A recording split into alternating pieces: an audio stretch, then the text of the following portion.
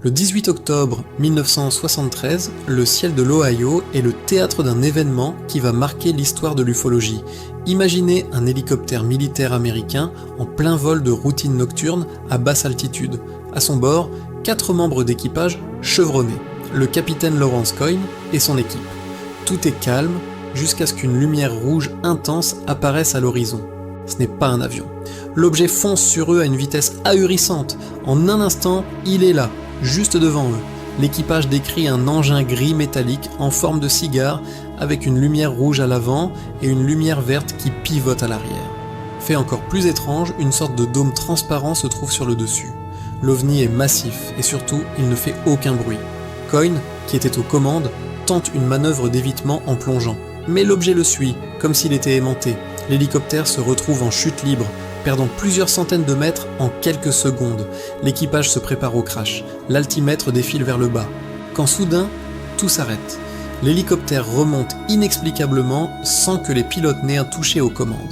Alors que l'appareil remonte, l'équipage voit l'OVNI stationné brièvement au-dessus d'eux, baignant le cockpit d'une étrange lumière verte. Puis aussi vite qu'il est apparu, l'objet s'élève à la verticale et disparaît dans les étoiles. L'hélicoptère atterrit en urgence. Les 4 militaires, sous le choc, rapportent immédiatement l'incident. Une enquête officielle est lancée. Et là, surprise, les données radar confirment la présence d'un objet non identifié exactement à cet endroit, à ce moment précis. L'armée américaine elle-même, après analyse, ne trouve aucune explication rationnelle. Ni avion secret, ni ballon sonde, ni phénomène météo. Le dossier est classé inexpliqué. L'incident de Coyne reste aujourd'hui l'un des cas les plus crédibles de rencontre du 3e type impliquant des militaires. La qualité des témoins, les preuves radar et le rapport officiel en font une affaire incontournable. Alors, qu'est-ce qui a bien pu jouer avec cet hélicoptère militaire ce soir d'octobre 1973 ? La question reste ouverte. Merci d'avoir regardé cette vidéo.